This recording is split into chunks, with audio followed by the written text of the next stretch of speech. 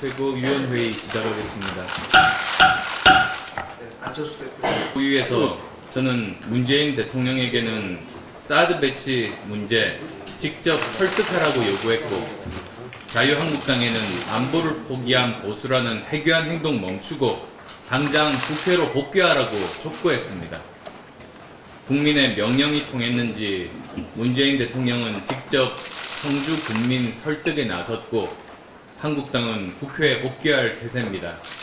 그나마 다행입니다. 우리 앞에는 어려운 도전이 놓여 있습니다.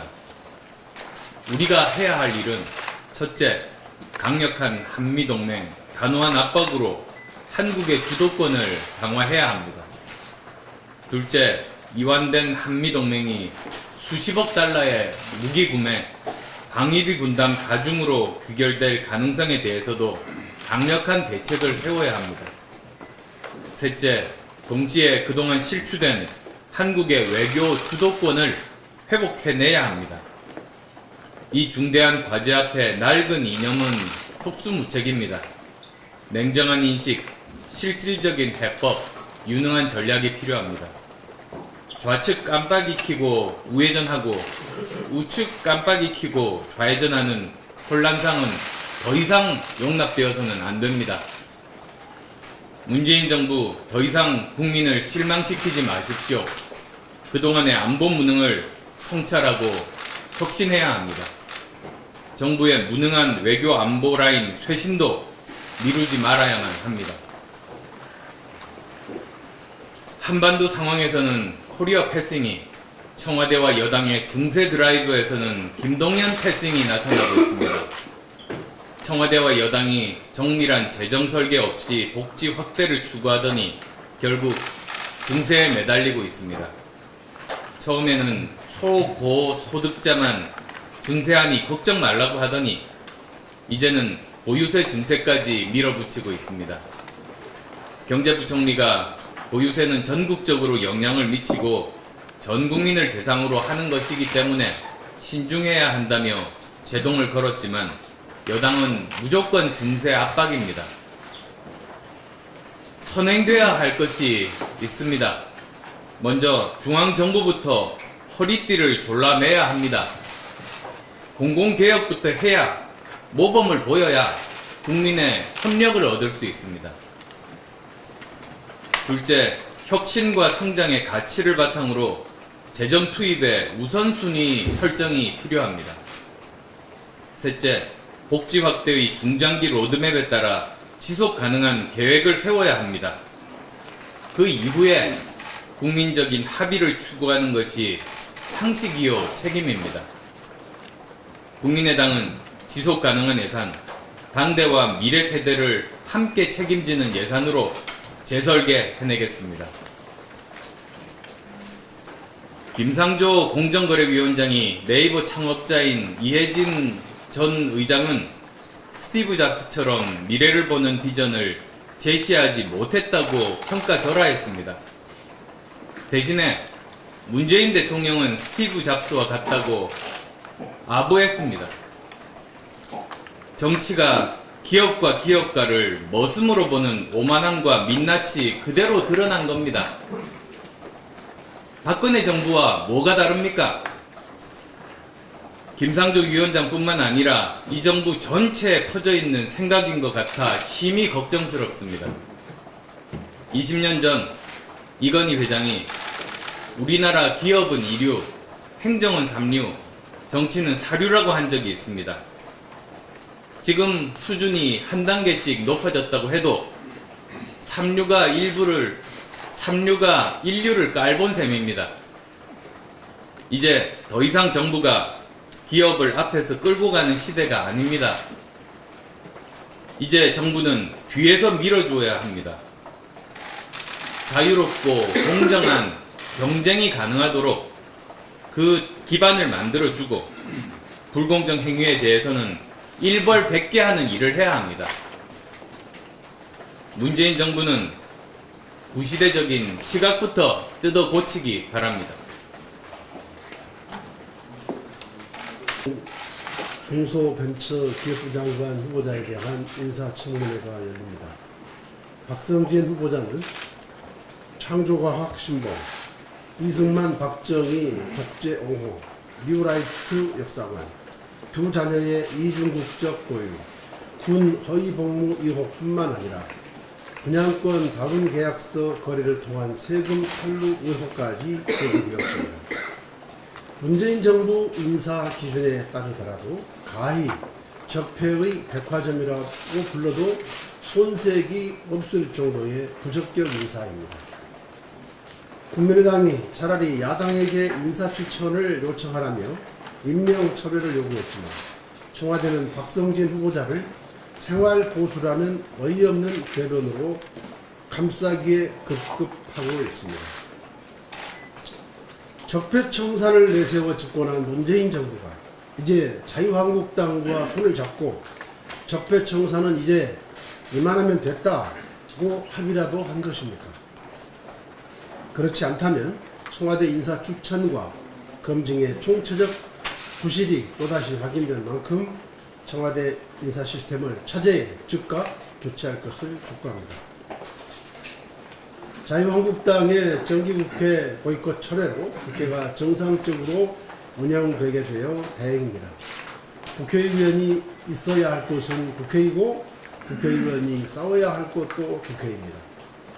정권 교체에 관계없이 공영방송의 공정성과 중립성을 확립하기 위해 작년 국민의당과 더불어민주당, 정의당이 함께 발의한 방송법 개정안을 이번 9월 국회에서 반드시 처리합시다.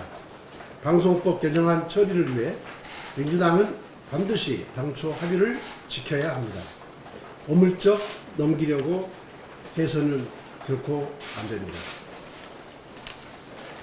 문재인 대통령이 지난 7일 일본 아베 총리와 정상회담을 갖고 북핵 공조를 우선한다는 취지하에 당분간 과거사 문제를 한일 현안으로 다루지 않기로 한 것으로 전해졌습니다.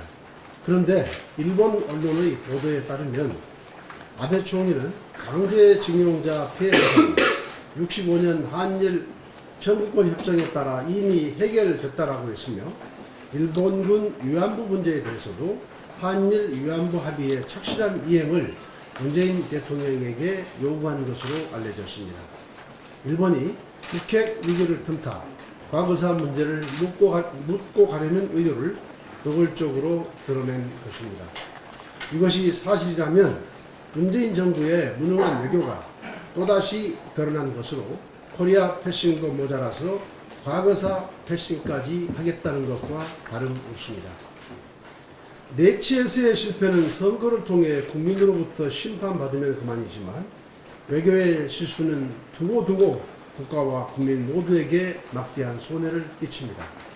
문재인 정부는 외교에 대한 기본 전략부터 다시 철저히 세울 것을 요구합니다. 이상입니다. 그래서 다당제로 가는 것은 역사의 진보이자 정치의 발전입니다. 바른정당은 다당제로 가는 길에서 국민의당의 파트너입니다.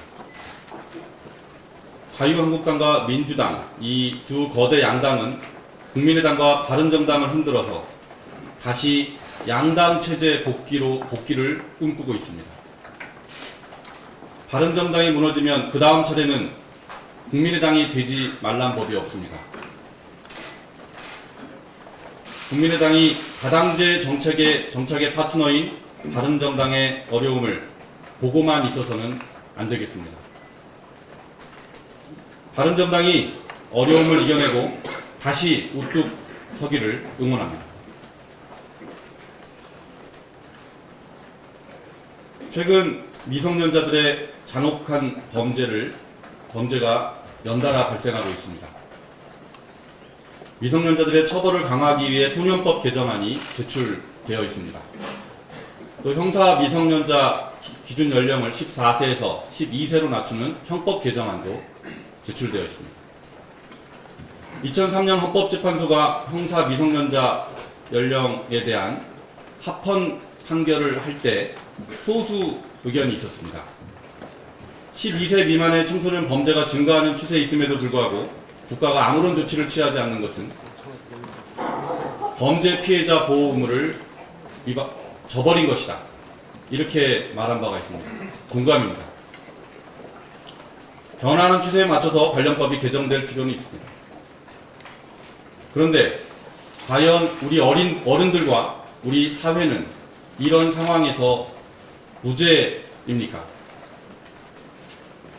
우리 아이들은 어차피 10%도 채 들어가지 못할 명문대 입시를 위해 90%의 아이들이 들러리를 서고 있는 교실에서 숨도 제대로 쉬지 못하고 있습니다. 10년 후면 쓸모없게 될지 모르는 그런 지식을 강요당하면서 60년이 넘도록 암기 능력 위주로 평가를 받고 있습니다. 우리 아이들이 저마다 타고난 재능을 마음껏 발휘할 수 있는 교육, 암기력이 부족하더라도 순발력과 판단력으로 칭찬을 받을 수 있는 교육을 만들지 않고 우리 아이들을 입시 지옥에 가두어버린 우리 어른들 모두 유죄입니다. 국민의당은 대대적인 학제 개편을 통한 교육혁명만이 아이들을 입시 지옥에서 해방시킬 수 있다고 외치고 있습니다. 실력이 간판을 이기는 사회, 국민의당이 만들어가겠습니다. 문재인 정부는 착한 위장전입, 착한 논문 표절, 착한 조세 포탈, 착한 사드에 이어서 이제는 착한 뉴라이트까지 만들어내고 있습니다. 박성진 장관 후보자 이야기입니다.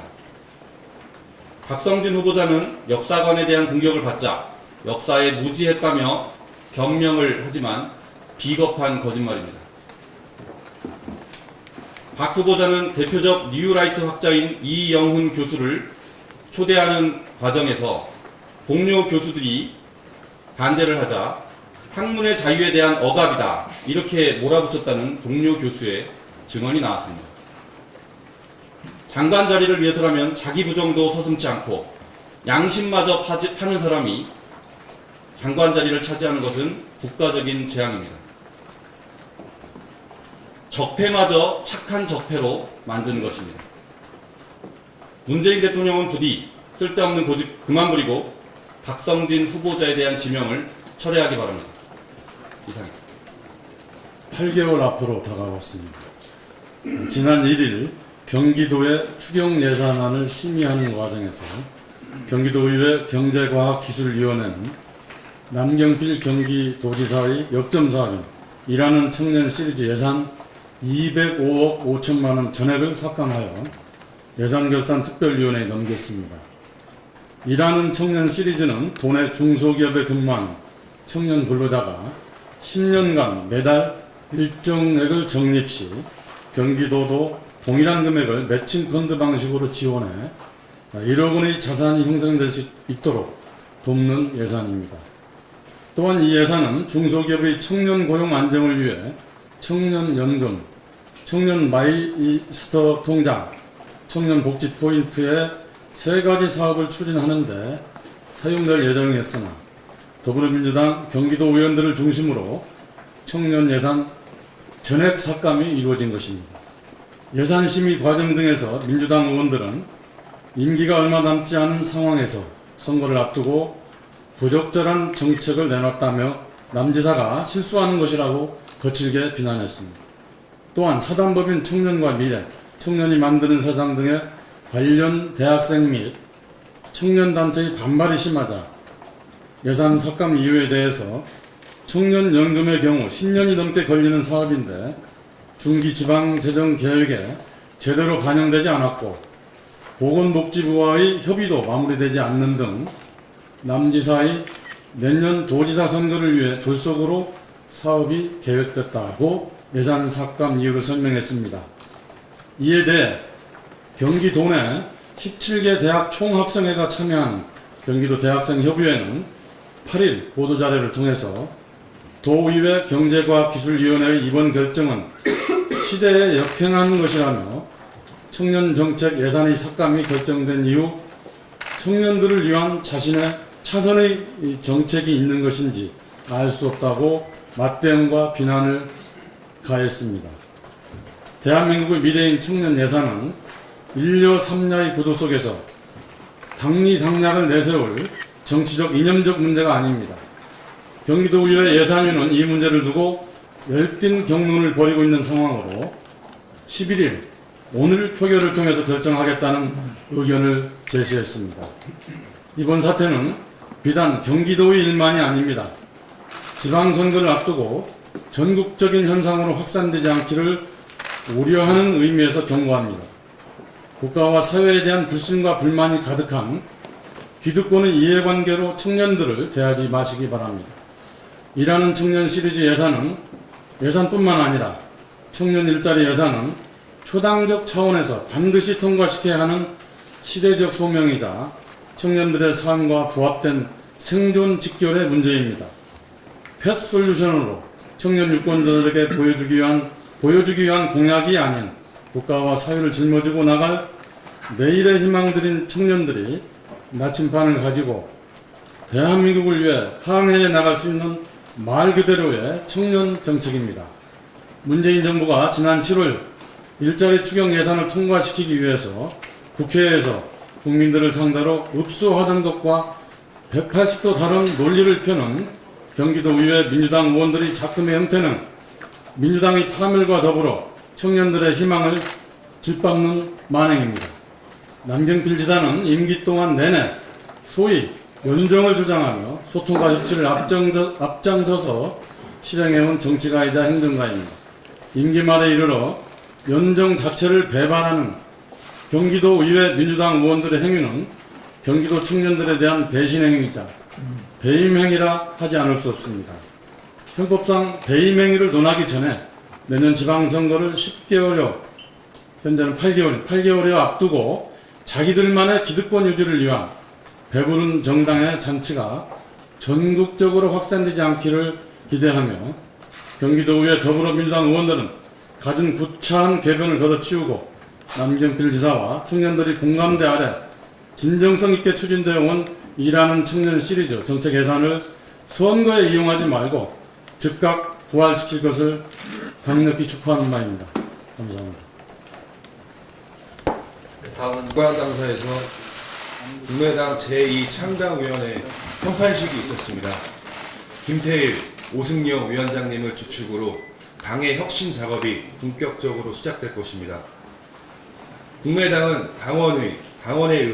당원을 위한 정당이 되어야 합니다. 민주주의는 국민이 국가의 주인으로서 권력을 스스로 행사하는 제도를 말합니다. 국민의당 역시 국민을 위한 진정한 민주정당이 되기 위해서는 우선 당원이 주인이 되는 당원 중심 정당을 실현해야 합니다. 당원의 권리는 당원 당규에 직접적으로 명시되어 있습니다.